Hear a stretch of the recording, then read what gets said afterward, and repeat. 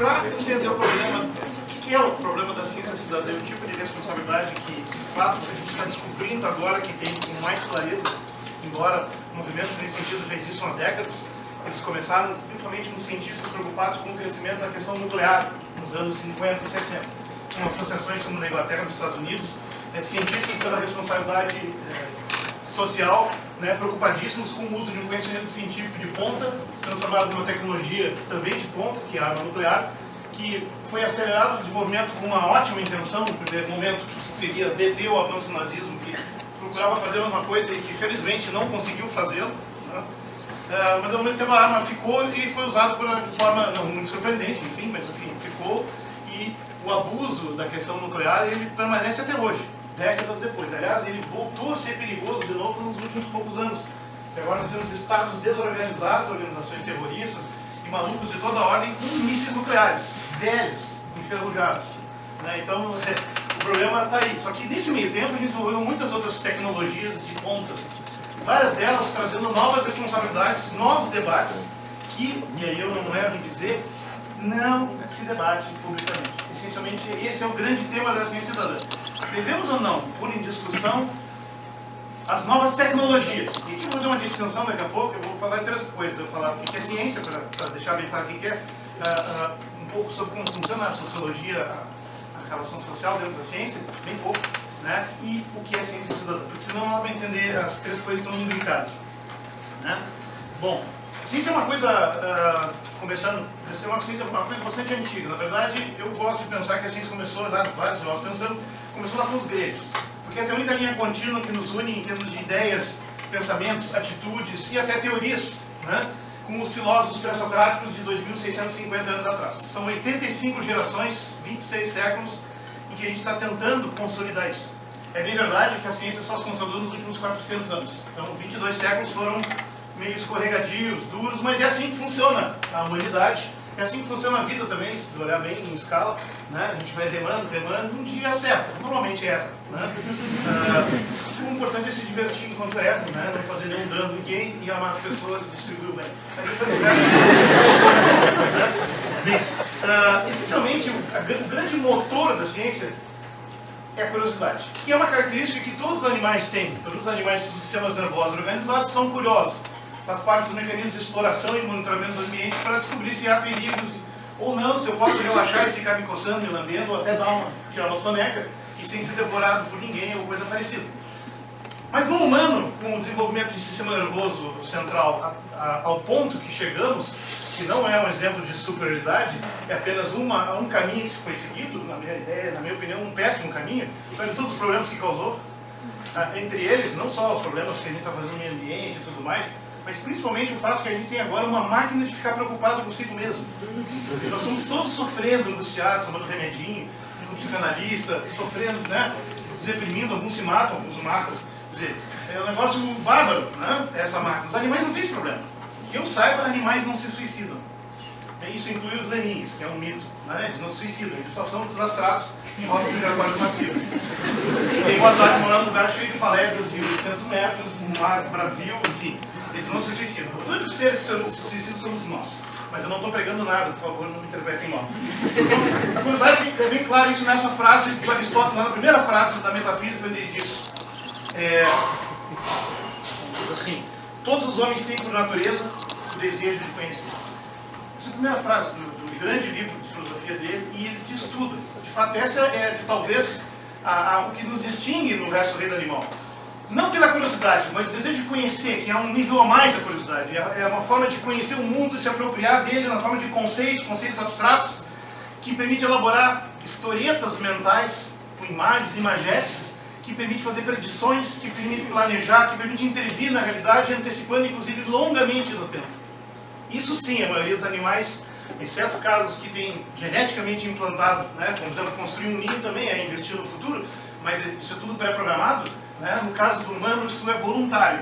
O cara pode saber e não fazer. Por isso que a gente ainda precisa ouvir fábulas como a da formiguinha e da cigarra, para aprender que não se deve deixar para depois, blá blá blá, vocês conhecem. Bom, essa curiosidade organizada tem um senão. Nossa sociedade é toda calcada no desenvolvimento científico e tecnológico. Nossas vidas são pautadas pela tecnologia.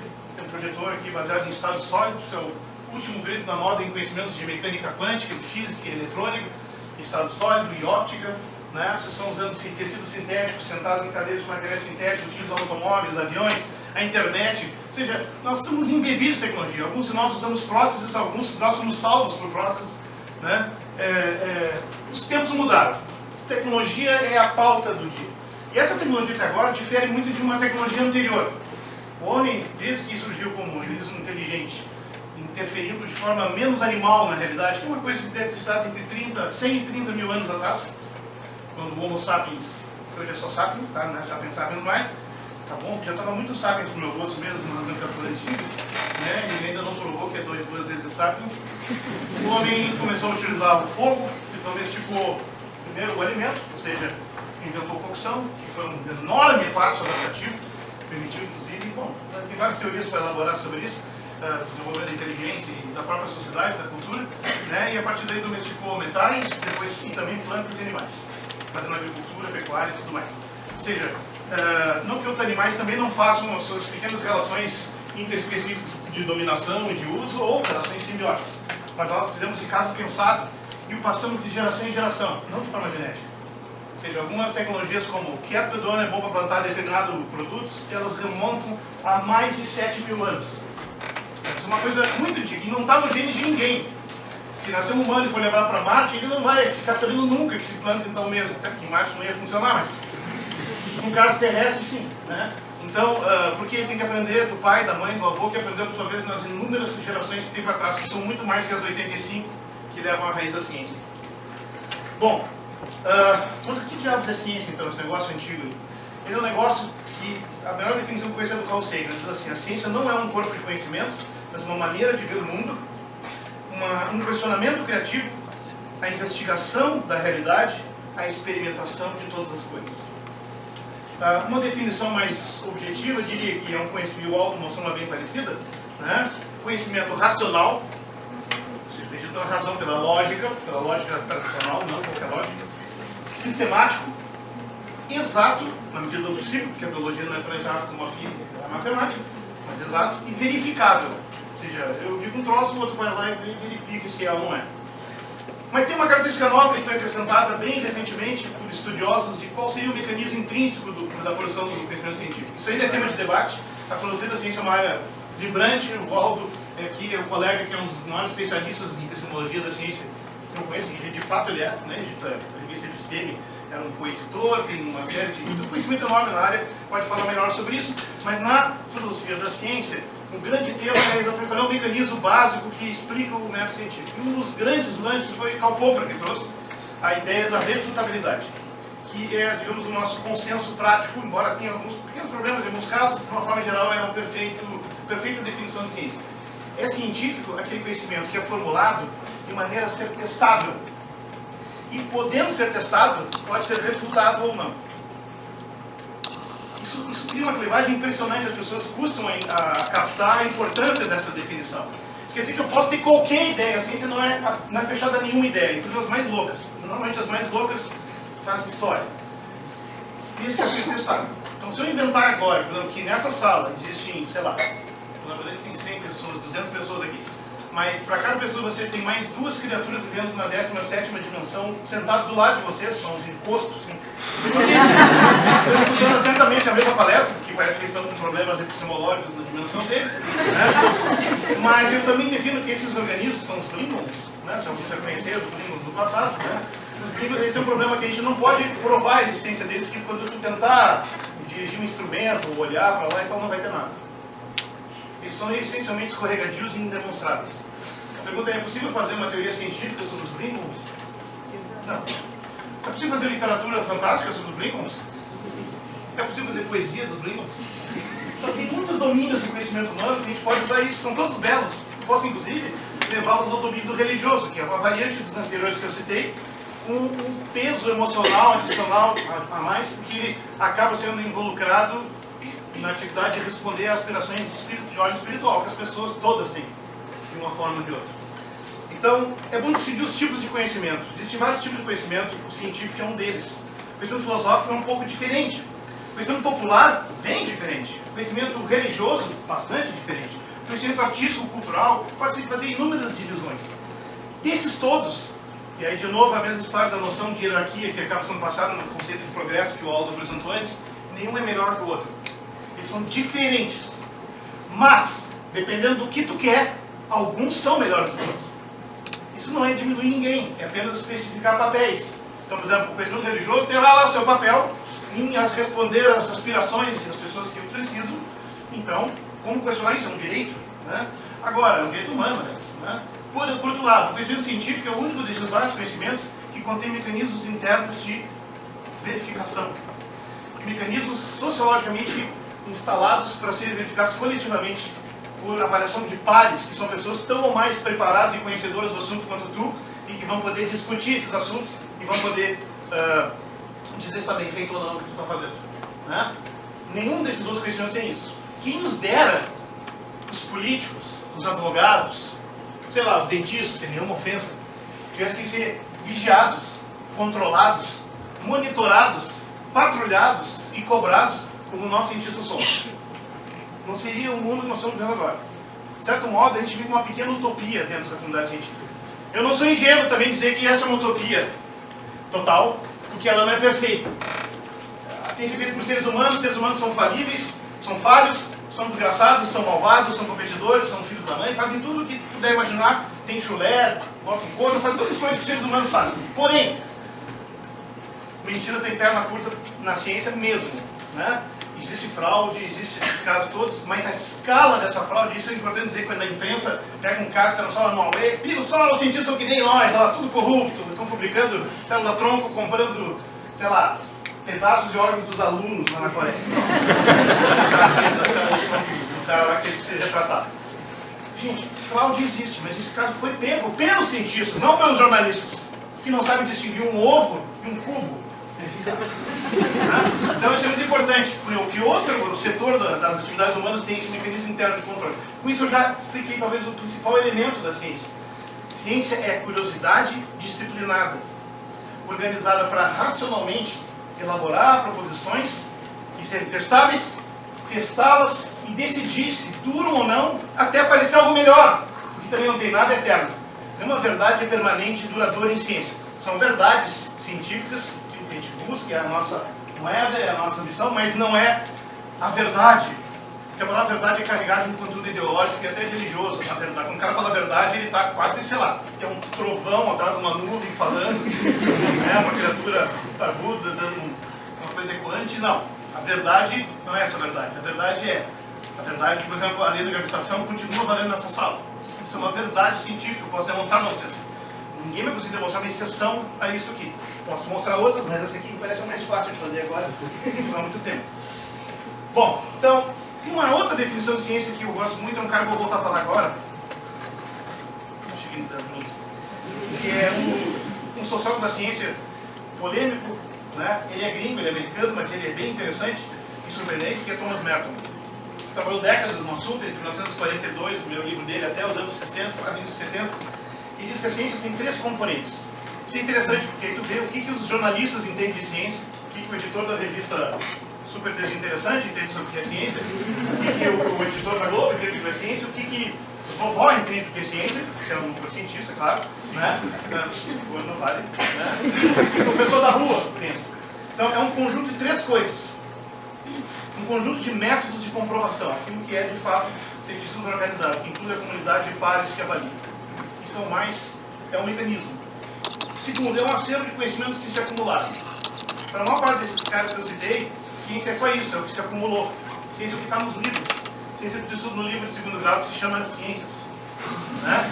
Está na enciclopédia científica ou nas revistas que tem ciência no nome, inclusive em inglês, como a Scientific American, onde não traduziram o nome. O único país do mundo que não traduziu o Scientific American no título foi o Brasil, porque nós somos colonizados.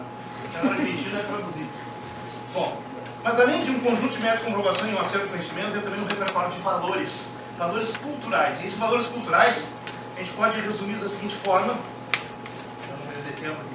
São uma visão de mundo que envolve uma maturidade para reconhecimento de limitações, que modelos são aproximações, e um respeito profundo aos fatos. Ou seja, goste ou não de uma teoria, esteja numa pegada a ela, isso acontece com todos nós. Se o cara vier com uma prova melhor, tu tem que pegar a tua teoria, dobrar, guardar ou embaixo do travesseiro ou no lixo, escolhe, e respirar fundo e botar para frente, tocar para frente. Eu também digo por causa disso que no fundo, nós cientistas profissionais somos neuróticos profissionais. Que a gente é pago para continuar na incerteza. A maior parte das pessoas não gosta de viver em incerteza, gosta de ter certeza, gosta de dormir com incerteza. O mundo é assim, está resolvido, eu já sei tudo. Né? Tal coisa é assim, tal teoria está certa. Mas a tua teoria, que tu está publicando, defendendo, que pode ser inclusive nova, melhor ainda, pode desaparecer como uma fumacinha no dia seguinte, no mês seguinte, quando sai a nova revista com um cara detonando com ela. Ou o mais provável, o referinte respondendo, como normalmente acontece. Além de uma maturidade, existe uma inquietação permanente, né? Que é essa da neurose que eu falei, e uma responsabilidade grande, que é o tema que eu trago aqui, que é o arremate final. E é, de certo modo, também crítica levada ao extremo, porque ciência é pensamento, é bom senso levado ao extremo, mas também pensamento crítico. E com isso quer dizer, mais do que crítico, também cético, um duvidar saudável das coisas. Mesmo que eu leia uma notícia científica, eu sempre olho disso, esse cara achou isso? Não, tá errado, ele fez alguma burrada aqui, vamos ver o que é. Aí tu lê, pô, ele fez bem, que droga. Mas tu fica super feliz, solta fotos, eu vi, ele fez aqui, eu vou escrever uma letra, não sei o que, e tu ainda ganha um paper pro lado, mas enfim. Ver como é que funcionam as coisas. Então, isso é ciência. Por fim, se quiser assim resumir, o que é científico? Ou seja, dizer que algo é científico, daquela frase amar é, né? Então, ser científico é ser comprovável, ser refutável, ser reprodutível, não sei qual é o menor termo aqui, e ser compatível com o conhecimento prévio, que se chama consistência. Tá? Bom, com tudo isso, a ciência avançou, mas ela fez um sucesso danado também, porque desse conhecimento científico surgem as tecnologias que, como eu falei, regem a nossa vida. Elas diferem, eu não contei antes, das tecnologias primitivas. Por exemplo, aprender a época do plantio, aprender a fazer um machado com pedras e paus, aprender a fazer uma pequena ponte ou uma construção mínima com um telhado que te permita sobreviver a certas intempéries. Esses conhecimentos, essas tecnologias primitivas, realmente foram obtidos por tentativa e erro. Sim, com pensamento racional de seres humanos menos culturalmente elaborados, mas também elaborados. Só que elas não derivam de teorias e conhecimentos mais profundos da série natureza. Eles só vão pegando o que tem. Literalmente são tecnologias que os caras tropeçaram nelas enquanto andavam. É bem diferente. Hoje em dia não se tropeça mais em tecnologias. Embora nas ideias que levam elas sim. Tu não tropeça assim. Ninguém descobriu um celular andando no deserto da Groenlândia e chutou uma pedra. Um celular aí é da Nokia, porque é de lá e tal. Então, assim, não foi assim que surgiu o celular. Foi uma história bem diferente. Estado sólido, eletrônica, quântica, são séculos de ciência. Tá? Bom, mas aí, como isso é um sucesso danado, é natural esperar que também os aproveitadores usem isso. Então, existem uns aproveitadores da ciência, são os pseudocientistas, que não são cientistas. Então, eu não posso nem chamar de pseudocientistas. É a pseudociência, que é a exploração do sucesso da ciência, atribuindo a si, quando alegam coisas completamente estapafúrdias, um verniz científico. Então, nós temos astrologia, temos a psicologia, nós temos ufologia ou ovnilogia, né? Temos a homeopatia, enfim, tem uma série de temas que mereciam um debate à parte, mas eu não vou entrar na discussão, né? Que são um problema, e o cientista tem a obrigação também de estar atento e dizer isso, porque eles criam um pano de fundo cultural que pode afetar a própria educação e os futuros cientistas que venham fazendo. Por exemplo, menos gente pode acabar se envolvendo, se interessando por ciência, ao ver aquele tipo de coisa que chama de ciência e achar, pô, mas é um negócio já pronto, onde é que está o grande fascínio? Cadê as últimas descobertas assim, em homeopatia, por exemplo? Né? Não tem, o livro do Hahnemann é o mesmo manual até hoje, 180 anos depois. Enfim, esse é todo um debate que eu não quero entrar porque eu sei que ele é incendiário. Bom, segunda coisa da sociologia da ciência, e essa é bem rápida. Algumas distinções são importantes, e ao distinguir eu não quero separar. Existem vários domínios no fazer científico. Por exemplo, aqui nós três trabalhamos com ciência básica. Vários aqui trabalham com ciência básica, que é uma pesquisa uma pesquisa científica da natureza, de fenômenos da natureza, que tenta entender a natureza das coisas, como funciona, como é, por que é, o que está acontecendo. Faz perguntas bem básicas, certo? É diferente da pesquisa aplicada ou da ciência aplicada, que geralmente vem depois dessa primeira. Na pesquisa aplicada, que pode começar antes, mas geralmente vem depois, hoje em dia, tu faz a seguinte pergunta: tem a tal doença, como eu faço para tratar ela?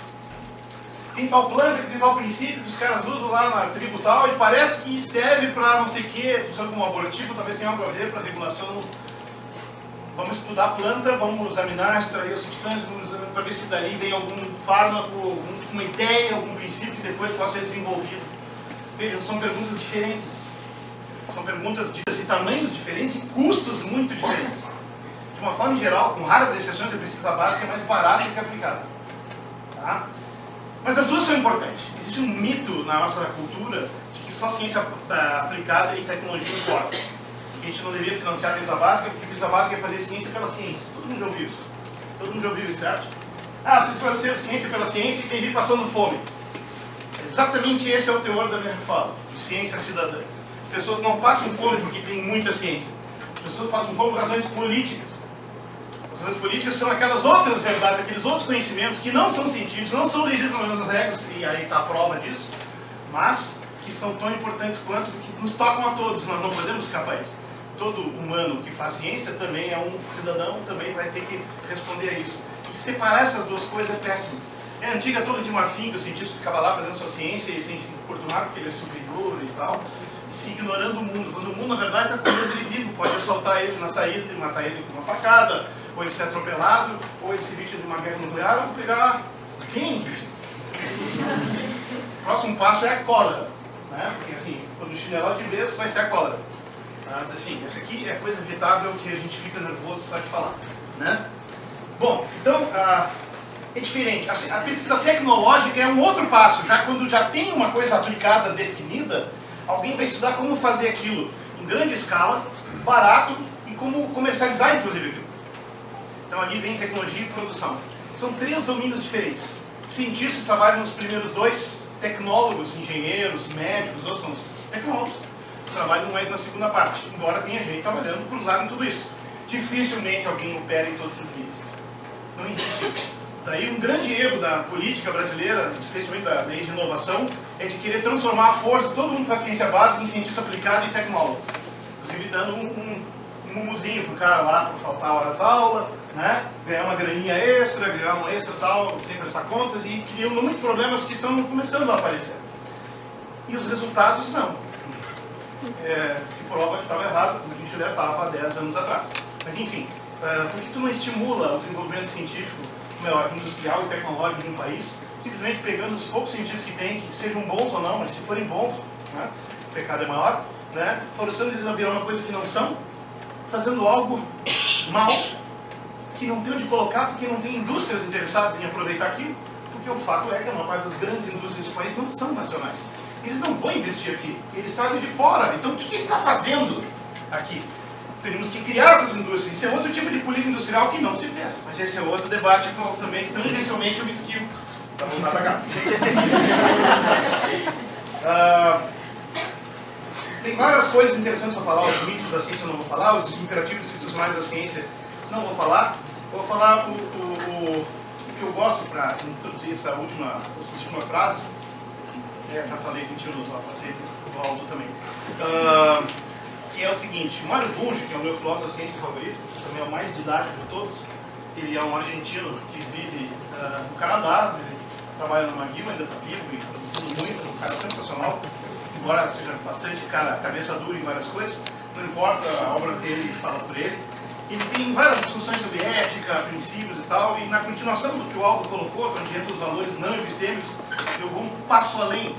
Existem valores normativos, porque é o seguinte: o cidadão tem direito a todas aquelas formas de conhecimento que eu falei lá, espirituais, culturais, filosóficas, populares, né? Eu também gosto de coisas populares, quer dizer, eu não grito atrás da porta quando eu tranco as chaves, mas eu cruzo o dedo às vezes, né? Tipo, tomara que dê certo. Isso não tem fundamento científico nenhum, mas é divertido de fazer, é melhor. Qual é o problema se um aluno faz? Mas não tem fundamento nenhum. Né? Certos rituais sociais que fazemos são assim, sem fundamento, mas são belos. Né? Pronto. E daí? Não precisa explicar isso para ninguém, ninguém vai morrer por isso. Ninguém é uma ditadura, uma tirania científica. Isso não é científico. Ruim é quando tu usa o científico no lugar errado, aí sim. E tem dois usos dele. Um é nas pseudociências, para vender o peixe que não é.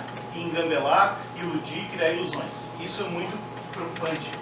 Mas esse não é o modo da casa. Tem um outro mais forte, que cresceu mais recentemente, que é usar o argumento da cientificidade para defender certas tecnologias.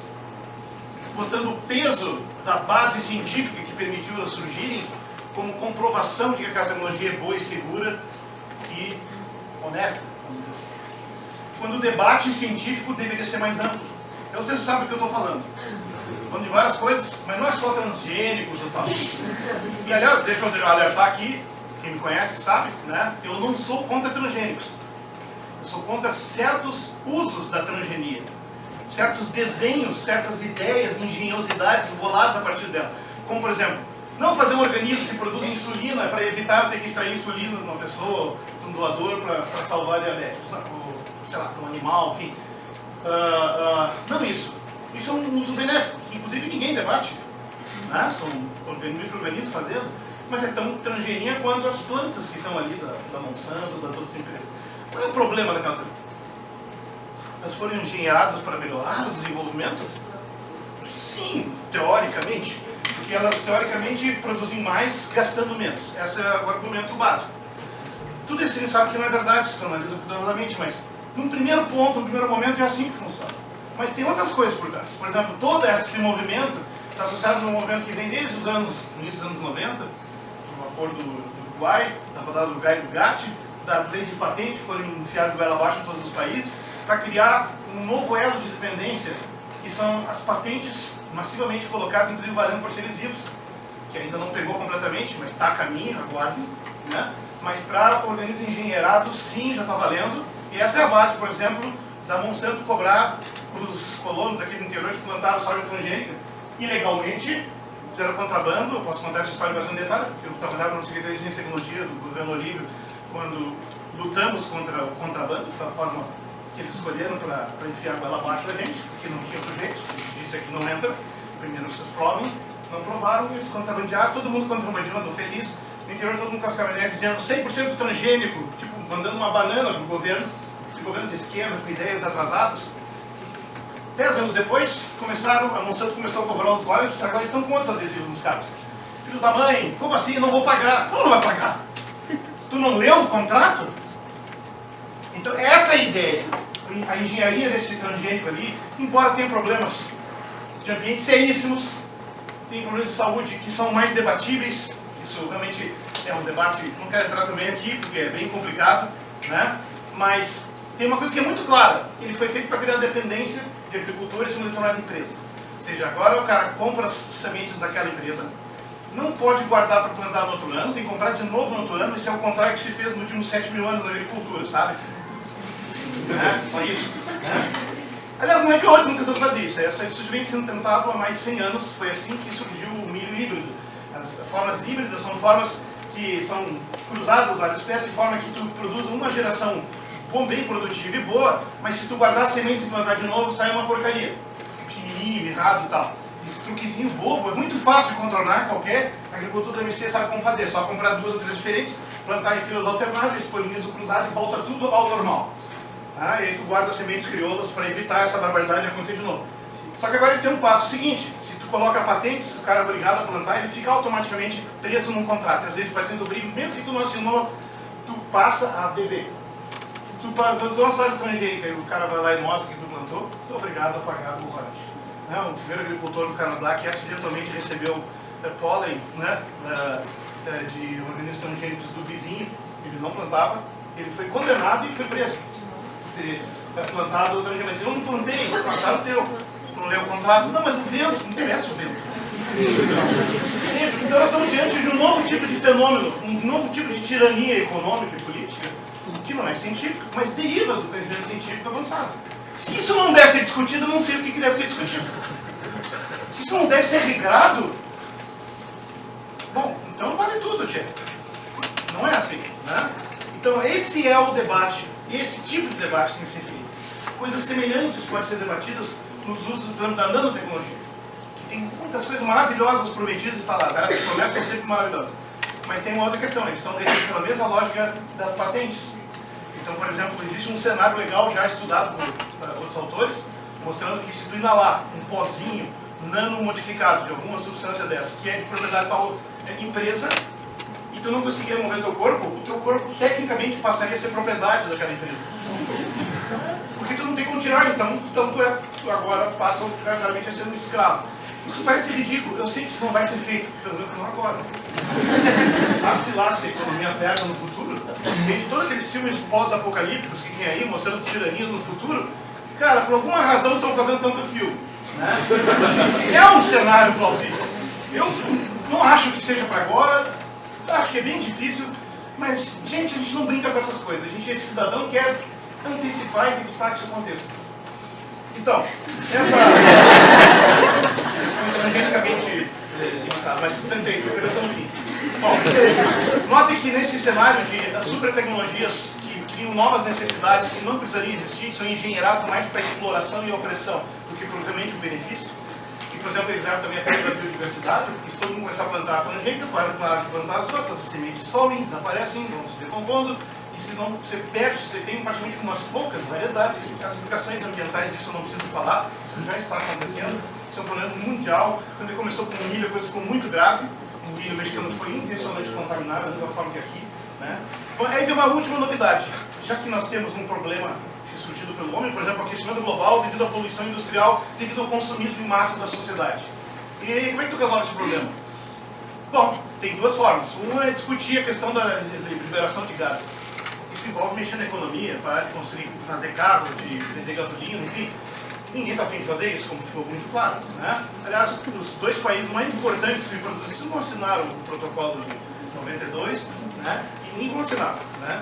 Mas eles têm ideias melhores. Existe uma outra saída. Tecnofix.